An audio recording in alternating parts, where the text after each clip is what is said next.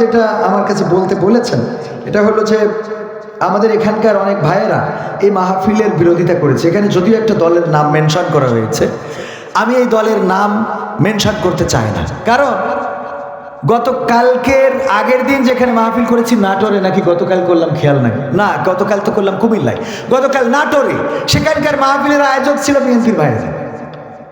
আয়োজক কারা? আর এখানে বলতে চাচ্ছেন যে বিএনপিরা মাহফিল বন্ধ করার চেষ্টা করেছে। আসলে এটা দলের দোষ না। কিসের দোষ না? কথা কয় না। এটা দলের দোষ না। এই জন্যে আমি বলবো যে এই কাজ যারা করেছেন এটা তাদের ব্যক্তি প্রবলেম। আর বিএনপির এমন কোনো দিক নির্দেশনা নাই যে কোরআনের মাহফিল বন্ধ করতে হবে, মাহফিল করতে দেওয়া হবে না, এই জাতীয় দিক নির্দেশনা নাই। যারা মিডিয়ায় বক্তৃতা দিচ্ছেন ইসলামের বিরুদ্ধে বা জামাত ইসলামের বিরুদ্ধে বা কোরআনের বিরুদ্ধে, সবই তাদের ব্যক্তিগত বক্তব্য। এই বক্তব্য যারা দিচ্ছে তারা আওয়ামী লীগের দালাল, তারা স্বৈরাচারের দোসর। কারণ ইতিপূর্বে তারা মাহফিল বন্ধ করেছে, এখন তারা দায়িত্ব পালন করতে পারছে না বলে তাদের চাচাতো ভাই দায়িত্ব দিয়ে গেছে। এই মাহফিল যারা বন্ধ করতে চেয়েছে, মাথায় রাখবেন একটাও বিএনপির লোক নয়, সব তাদের দালাল, তাদের গুন্ডা, তাদের পান্ডা, তারা ছাড়া কেউ নয়। কারণ কোরআনের মাহফিল বন্ধ করার জন্য বিএনপি এখন পর্যন্ত প্রস্তুতি নেয় নাই। যদি প্রস্তুতি নেয়, বিএনপি বাংলাদেশে টিকবে না, মাথায় রাখবেন।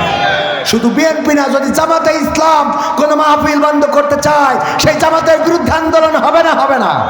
তাদের বিরুদ্ধে আন্দোলন হবে। রাষ্ট্রীয়ভাবে বিএনপি এমন কোন সিদ্ধান্ত নেয় নাই। যারা বলেছেন বিএনপি, আমি বলবো না, এরা মুখোশ পরিহিত, তারা তাদের দোসর, তাদের প্রেতাত্মা।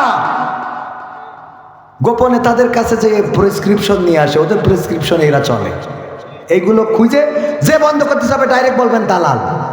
নাম হবে কি? দালাল। কোরআনের সাথে যারা করবে দ্বন্দ্ব, তাদের সাথে কবু হবে না আপোষ। কোরআনের সাথে যারা করবে দ্বন্দ্ব, তাদের সাথে কবু হবে না আপোষ। জেল জুলুম হলেও হবে, জেল জুলুম হলেও হবে, বিবেকের কাছে তবু রব নির্দোষ।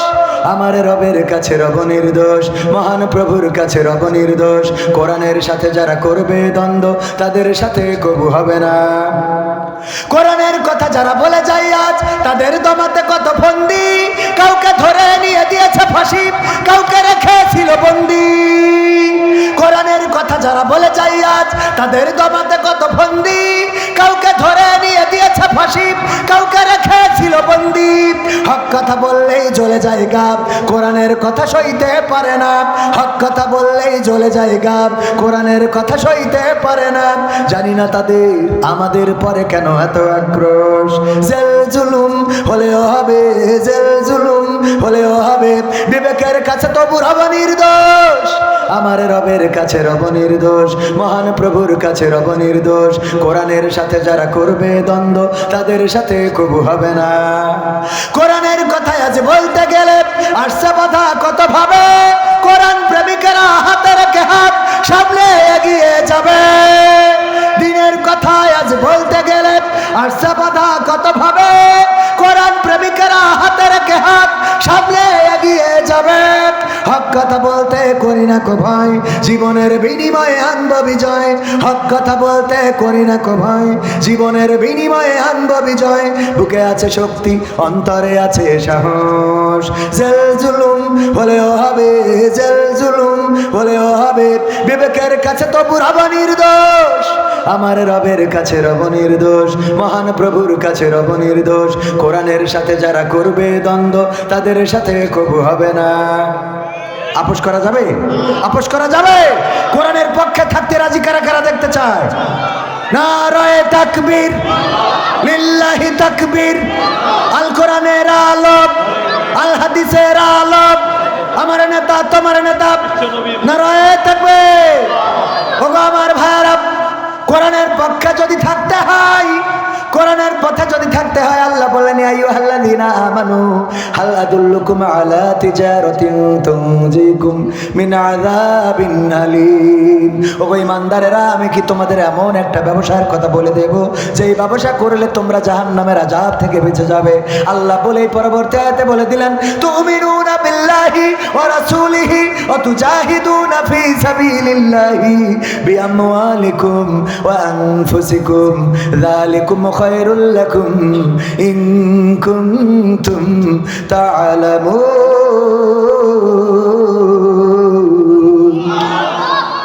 এই কথাটুকু বললে শুনতে কষ্ট হয়ে যাবে, থাকা যাবে আর একটু সময়।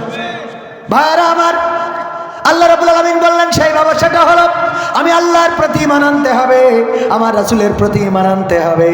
আর আমি তোমাদের যে মাল দিয়েছি বিআমওয়ালিকুম ওয়া আনফুসিকুম, এবং তোমাদের যে জান দিলাম সেই জান মাল দিয়ে আমার দ্বীন কায়েমের জন্য, আমার জমিনে আমার দ্বীন প্রতিষ্ঠার জন্য সংগ্রাম করতে হবে।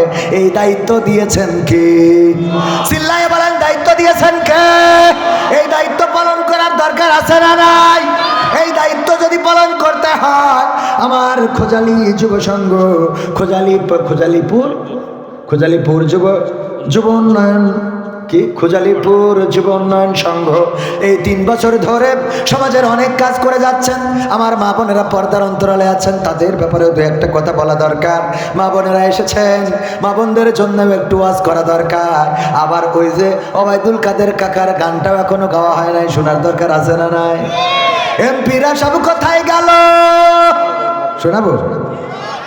শুনবেন? শোনাবো, কিন্তু তার আগে একটুখানি আপনাদের কাছে দাবি, খোঁজালিপুর দক্ষিণ পাড়া যুব উন্নয়ন সংঘ এরা অনেক কষ্ট করে, অনেক পরিশ্রম করে, দিন রাত পরিশ্রম করে, বিদেশে খাটে, তারপরেও কিছু অংশ জমা করে করে সমাজের ভালো ভালো কাজের সাথে সম্পৃক্ত আছে, ভালো ভালো কাজের সাথে তারা জড়িত আছে। এই ভালো কাজে সহযোগিতা করার দরকার আছে না নাই? আছে না নাই? সহযোগিতা করতে রাজি? আমরা রাজি। আমি ব্যক্তিগতভাবে এই যুব সংঘের জন্য একটু সহযোগিতার হাত বাড়িয়ে দিচ্ছি।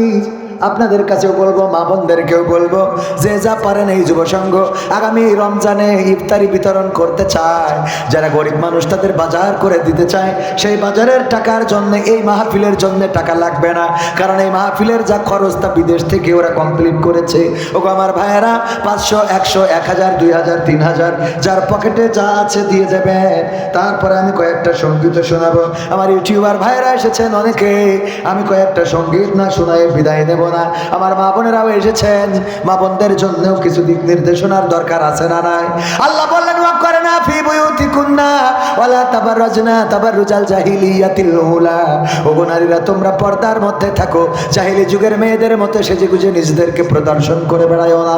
কথাটা কার বললেন? পর্দার মধ্যে থাকো, জাহিলি যুগের মেয়েদের মতো সেজেগুজে নিজেদেরকে প্রদর্শন করে বেড়ায়ও না। আর আমার মা বোনেরা এখন সাজুগুজু করে, আবার বোরখাও পরে। আগে সাজুগুজু, তারপরে বোরখা। বলেন ঠিক না বেঠিক? এরপরে পার্কে যায়, রিসোর্টে যায়, ক্যান্টিনে যায়, ক্যাফেতে যায়, তারপরে বোরখা খুলে দেয়, দিয়ে বলে দেখো আজকে কেমন লাগে। ঠিক না বেঠিক? মানে আল্লাহর আইনও মানে, শয়তানের আইনও মানে। ভাত খেয়ে তারপরে মুড়ি খায়, কই ভিতরে গেছে? ভাইরা আমার, একজনে মাহরুম হওয়া যাবে না। পকেটে যা আছে দিয়ে দেবেন প্যাকেটে। কই যুবকরা যায় না তো? এটা গেলেই তারপরে আমি কয়েকটা মা বোনদের মধ্যেও যান, যা আছে পকেটে দিয়ে দেবেন প্যাকেটে, কেউ মাহরুম হওয়া যাবে না। যুবকদের জন্য সহযোগিতা করবেন, 500, 100, 1000, 2000, 3000 আমার হাতেও যদি কেউ দিতে চান দিতে পারেন, দোয়া করে দেব। মুসাফির মানুষ, ওগো আমার ভাইয়েরা, পরের জায়গা পরের জমি ঘর বানায় আমরা রই, আমরা তো এই ঘরের মালিক নই। পরের জায়গা পরের জমি ঘর বানায় আমি রই, আমি তো সেই ঘরের মালিক নই। ও সেই ঘরখানা যার জমিদারি,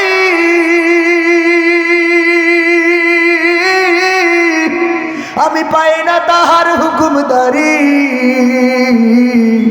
ও সেই ঘরখানা যার জমিদারি, আমি পাই না তাহার হুকুমদারি। আমি পাই না জমিদারের দেখা, পাই না জমিদারের দেখা, মনের দুঃখ কারে কই, আমরা তো সেই ঘরের মালিক নই। পরের জায়গা পরের জমি ঘর বানায় আমরা রই, আমরা তো সেই ঘরের মালিক নই। জমিদারের ইচ্ছা মতো দেই না জমি চাষ, তাই তো ফসল ফলে না রে দুঃখ 12 মাস। জমিদারের ইচ্ছা মতো দেই না জমি চাষ, তাই তো ফসল ফলে না রে দুঃখ 12 মাস। আমি খাজনা পাতি সবই দিলাম,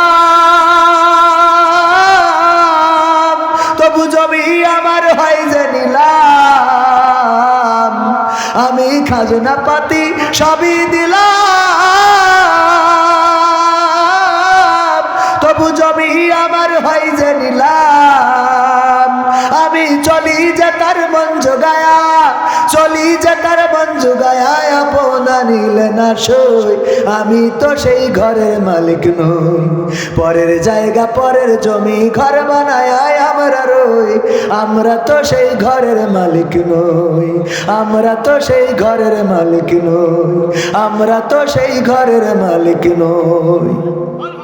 তো পরের জায়গা পরের জমি, এই জায়গায় কিছু অর্থ কিছু সম্পদ একটু দিলে কি কষ্ট হবে?